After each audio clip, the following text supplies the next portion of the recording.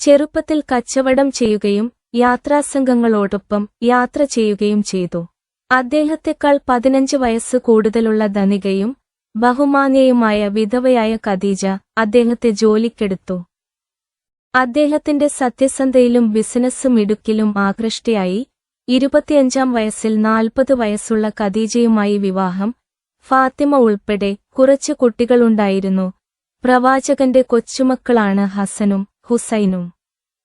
ഈ കാലയളവിൽ അദ്ദേഹം ജീവിതത്തിന്റെ ആഴത്തിലുള്ള അർത്ഥങ്ങൾ മനസ്സിലാക്കാൻ ശ്രമിക്കുകയും മക്കയുടെ പ്രാന്തപ്രദേശത്തുള്ള ഹിറ ഗുഹയിൽ ധ്യാനത്തിലിരിക്കുകയും ചെയ്തു. 610-ൽ 40-ാം വയസ്സിൽ ദൈവിക വെളിപാടുകളിൽ ആദ്യത്തേത് ഹിറ ഗുഹയിൽ ധ്യാനിക്കുമ്പോൾ ഗബ്രിയേൽ അഥവാ അറബിയിൽ ജിബ്രിൽ മാലാഖ അദ്ദേഹത്തിന് മുമ്പിൽ പ്രത്യക്ഷപ്പെട്ടു. പാരായണം അല്ലെങ്കിൽ വായിക്കുക. അറബിയിൽ ഇക്ത എന്ന വാക്ക് ഉരുവിടാൻ നിർദ്ദേശിച്ചു. ഇസ്ലാമിന്റെ വിശുദ്ധ ഗ്രന്ഥമായ ഖുറാനിന്റെ അവതരണത്തിന്റെ തുടക്കമായിരുന്നു അത്. മുഹമ്മദിന് ലഭിച്ച സന്ദേശം വ്യക്തമാണ്. അല്ലാഹു എന്ന ഒരേയൊരു ദൈവം മാത്രമേയുള്ളൂ. അവന്റെ അന്തിമ ദൂതനായി അദ്ദേഹത്തെ തിരഞ്ഞെടുത്തു. അടുത്ത 23 വർഷങ്ങളിൽ മുഹമ്മദിന് ഗബ്രിയേലിലൂടെ അല്ലാഹുവിൽ നിന്ന് വെളിപാടുകൾ ലഭിച്ചുകൊണ്ടിരുന്നു. അവ ക്രമേണ ഖുറാനിലേക്ക് സമാഹരിച്ചു. തുടക്കത്തിൽ മുഹമ്മദ് ഈ വെളിപ്പെടുത്തലുകൾ അടുത്ത കുടുംബാംഗങ്ങളോടും സുഹൃത്തുക്കളോടും സ്വകാര്യമായി പങ്കുവച്ചു. അദ്ദേഹത്തിന്റെ ഭാര്യ ഖദീജ അദ്ദേഹത്തിന്റെ ആദ്യ അനുയായികളിൽ ഒരാളായിത്തീർന്നു. താമസിയാതെ ഒരു ചെറിയ കൂട്ടം വിശ്വാസികൾ വളരാൻ തുടങ്ങി. മുഹമ്മദ് കൊണ്ടുവന്ന സന്ദേശം ഏകദൈവ വിശ്വാസം, സാമൂഹിക നീതി, അനുകമ്പ, ധാർമ്മിക കൃത്യത എന്നിവയായിരുന്നു.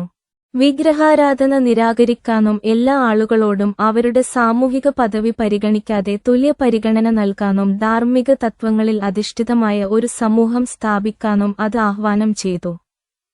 ഇസ്ലാമിക പ്രബോധനത്തിന് മക്കയിൽ കാര്യമായ എതിർപ്പ് നേരിടേണ്ടിവന്നു. പ്രത്യേകിച്ച് ഖുറൈശി ഗോത്രത്തിലെ ഭരണവർഗത്തിൽ നിന്ന്. പുതിയ വിശ്വാസത്തെ തങ്ങളുടെ ശക്തിക്കും സ്വാധീനത്തിനും ഭീഷണിയായി അവർ കണ്ടു.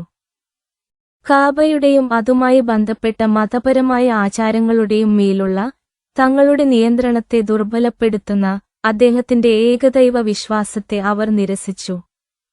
അദ്ദേഹത്തിനും അനുയായികൾക്കെതിരെയും പീഡനം വർദ്ധിച്ചു. പല ആദ്യകാല മുസ്ലിങ്ങളും സാമ്പത്തികവും സാമൂഹികവുമായ ബഹിഷ്കരണങ്ങളും ഉപദ്രവങ്ങളും ശാരീരിക പീഡനങ്ങളും നേരിട്ടു. 622-ൽ മക്കയിൽ വർദ്ധിച്ചുവരുന്ന ശത്രുത കാരണം മുഹമ്മദും അനുയായികളും യത്രിബ് നഗരത്തിലേക്ക് കുടിയേറാൻ നിർബന്ധിതരായി. അത് പിന്നീട് മദീന എന്നറിയപ്പെട്ടു. ഹിജ്റ എന്നറിയപ്പെടുന്ന ഈ കുടിയേറ്റം ഇസ്ലാമിക ചരിത്രത്തിലെ നിർണായക വഴിത്തിരിവായി. ഇസ്ലാമിക കലണ്ടർ ആരംഭിക്കുന്നത് ഹിജ്റ വർഷത്തോടെയാണ്. കാരണം ഇത് മുസ്ലിം സമുദായത്തിന്റെ ഏകീകൃത യാത്രയുടെ തുടക്കത്തെ പ്രതിനിധീകരിക്കുന്നു. മദീനയിൽ മുഹമ്മദ് ആദ്യത്തെ ഇസ്ലാമിക രാഷ്ട്രം സ്ഥാപിച്ചു. അവിടെ അദ്ദേഹം ഒരു ആത്മീയ നേതാവായി മാത്രമല്ല, രാഷ്ട്രീയ സൈനിക നേതാവായും പ്രവർത്തിച്ചു. അടുത്ത ഏതാനും വർഷങ്ങൾക്കുള്ളിൽ മുസ്ലിം സമൂഹം വളരുകയും മക്കൻ ബഹുദൈവാരാധകരുമായുള്ള സംഘർഷം രൂക്ഷമാവുകയും ചെയ്തു. 630-ൽ മുസ്ലിങ്ങൾ ഒടുവിൽ മക്കയിലേക്ക് മടങ്ങി. അവിടെ അവർ സമാധാനപരമായി നഗരം കീഴടക്കുകയും കാബാലയം വിഗ്രഹങ്ങളിൽ നിന്ന് ശുദ്ധീകരിക്കുകയും അല്ലാഹുവിന്റെ ആരാധനയ്ക്കായി മാത്രം സമർപ്പിക്കുകയും ചെയ്തു.